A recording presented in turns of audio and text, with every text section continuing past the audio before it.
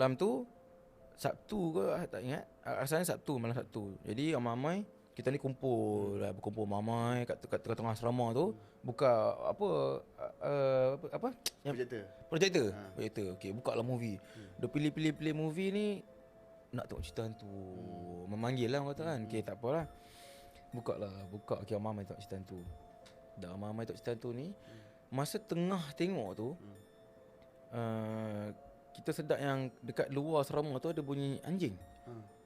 Tapi bunyi anjing tu dekat tau. Bunyi anjing tu dekat pintu asrama ni. Maksudnya dekat memang pintu asrama nak masuk pintu ni. Tapi mujur kita lock lah. Tapi memang dengar. Anjing. Tapi dengar macam 2-3 lah macam tu. Anjing. Lepas tu tak apalah, kita semua tengok lah. Tapi yang pi masa tu ketua asrama pergi tengok. Dia pergi tengok ada anjing. Okay, tak apalah, besok pagi dah apa. Sampai besok pagi tu macam viral, macam dekat dalam asrama tu ada macam cerita tergempar macam tu. Pasal ketua asrama ni pagi-pagi dia pergi check CCTV sebab dia nak tahu apa jadi malam tadi kan. Anjing tu buat apa semua.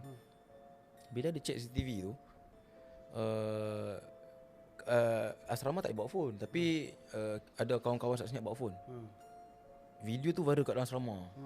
Dia pergi rekod CCTV. Nampak dekat depan asrama kita ni ada lelaki badan besar, tak pakai baju, pakaian macam orang lama, tak ada kepala bos. Tak ada kepala, dengan ada perempuan hamil pun tak ada kepala. Tak ada kepala. So bila tracking balik CCTV tu, tapi yang tahu tak, dia jenis yang macam entiti yang kita tak dapat nampak dia solid. Kita takkan nampak dia solid. Dia macam sama-sama bayang-bayang yang tu. Tapi ada lah berjalan tu. Benda tu. Dia berjalan bersama. Dia berjalan bersama.